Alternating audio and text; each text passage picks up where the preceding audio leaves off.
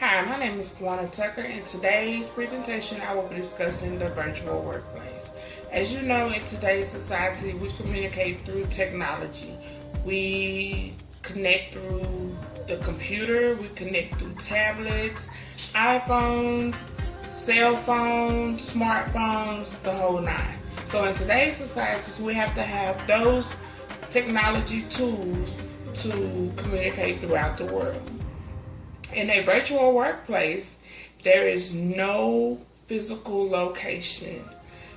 The way we connect to the virtual workplace is through the internet. The internet connects through a technical connection that gravitates through the whole entire world for a person or a company to communicate with each other. In the new paradigm of work, we can work anywhere, anytime, or any place in real space or in cyberspace as well. I ran across an article in Forbes magazine, and they were discussing the new world of work. As you can see, I have prepared a slide for us to go over with what I reviewed in this article. Since the economy meltdown of 2008, the traditional model of work has become a lose-lose scenario for both employees and employers. In 2010, 34 million, according to Foster Research, was working in virtual workplaces. With virtual workplaces, companies are able to operate with zero unnecessary overhead, offering savings over 30%. With virtual workers, include those who own their own businesses, offer more accountability, takes more responsibility, and are more passionate about their work than brick or moderate workers, which enable them to achieve better performance. So, by 2016, that's just 2 years away from us, 63 million Americans will be working in the virtual workplace, according to Forbes magazine. There's two types of work. We have traditional work and we have virtual work. There's a difference between both as far as recruiting. When you recruit for a traditional job, the only place you can do is recruit at one location.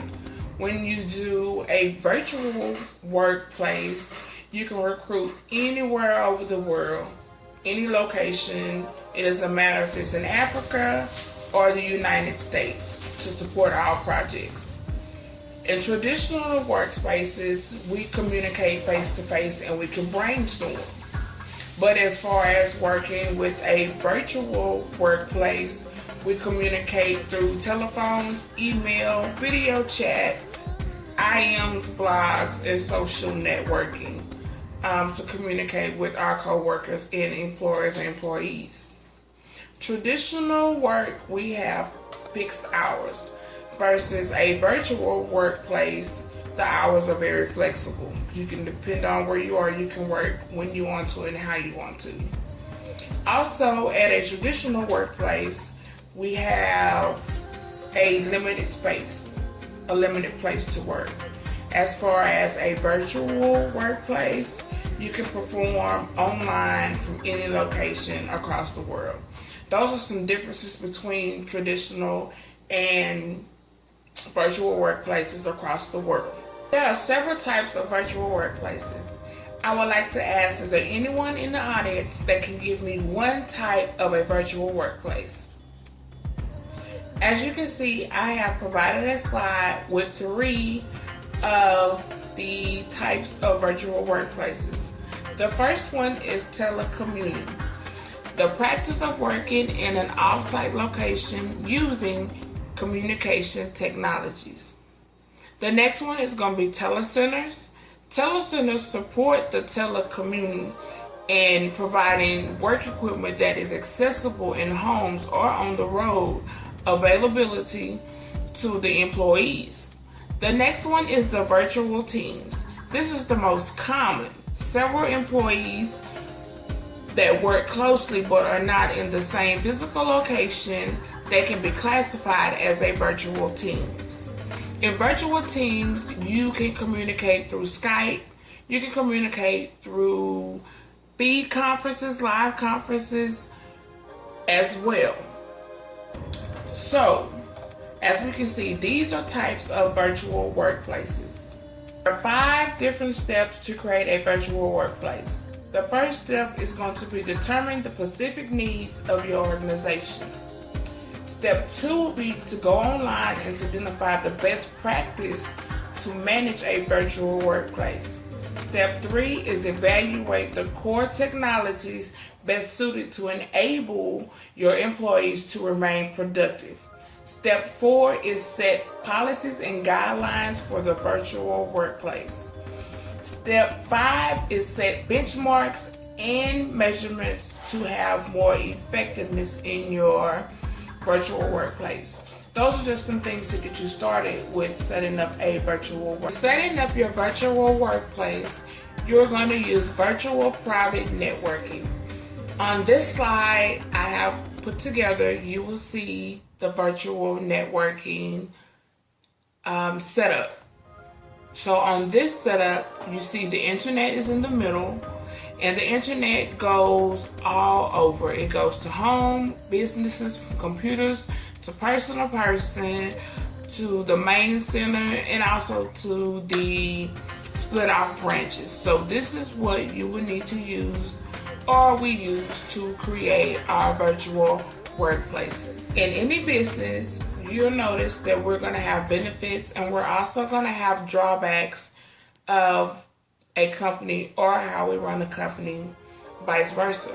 So I have created a slide for the benefits and drawbacks of a virtual workplace. So let's take a look at the slide. On this slide, we have the pros and the cons. On the pro side, the benefits will be increasing productivity. The next one will be less stress, such as avoiding rush hour traffic, cubicles, and office politics. The next pro is going to be you will have a great work and life balance. The next thing will reduce commuting costs by saving money and time, because we don't have to use our cars necessarily to travel back and forth to work. The cons on the virtual workplace, the drawbacks will be the social isolation. The next one will be home distractions. The third one will be lack of work boundaries at home. And the last one will be reduced visibility to the client or clients of a company. In society, the virtual workplace is growing. It has grown over the years, and in the near future we will use it more often to create more jobs as we are using it now. So in my presentation, I have discussed the topic of the virtual workplace, what it means, how to be created and build it.